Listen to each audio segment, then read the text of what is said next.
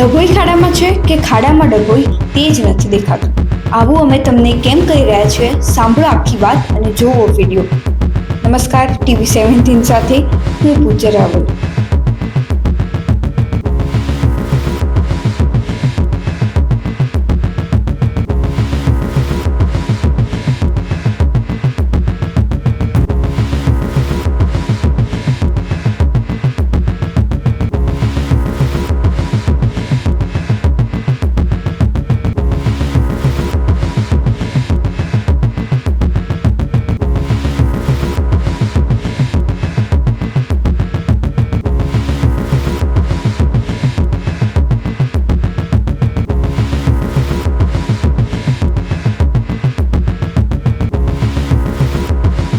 છેલ્લા થોડા સમયથી ગાંધીનગર સહિત ઉત્તર ગુજરાતના વિસ્તારોમાં વરસાદ વરસી રહ્યો છે। ડભોઈમાં વરસાદ બંધ થઈ આશરે 60 કલાક થઈ ગયા છે। ડભોઈ શહેરની 4 ભાગોળો પર ખાડાનું સામ્રાજ્ય જોવા મળી રહ્યું છે અને બીજી તરફ સ્ટેચ્યુ ઓફ યુનિટી જવાના માર્ગ પર પણ મોટા ખાડા પડી ગયા છે। છતાં પણ ડભોઈ નગરપાલિકા દ્વારા વરસાદમાં પડેલા ખાડા પૂરવાની કામગીરી હાથ ધરવામાં આવી નથી અને ખાડાના કારણે લોકો હેરાન પરેશાન થઈ ગયા છે। ડભોઈ શહેરમાં 4 દિશામાંથી પ્રવેશ કરો એટલે સૌ પ્રથમ કમરના મણકા તોડી નાખે તેવા રોડનો સામનો કરવો પડે છે। કામ ધંધે જતા લોકો એસટી બસ તો ક્યાંક 4-વ્હીલ ગાડીઓ અને બાઇક જેવા સાધનો આ ખાડાઓમાં ફસાઈ જાય છે, જેથી કોઈ દુર્ઘટના સર્જાય તે પહેલા શહેરના તમામ ખાડા પૂરવામાં આવે તેવી નગરજનોની માંગ છે।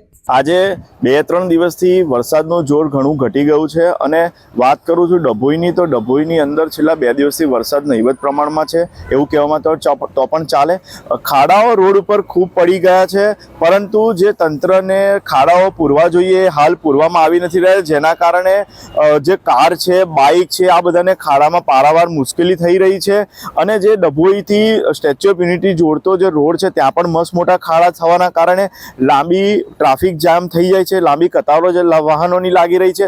સાથે સાથે ડભોઈ નગરની અંદર જો વાત કરું તો નગરપાલિકા દ્વારા પણ જેને ઘોર નિંદ્રામાં હોય એ રીતે ડભોઈના જે 4 ભાગોળ છે ત્યાં પણ મસ્ત મોટા ખાડા પડી ગયા છે।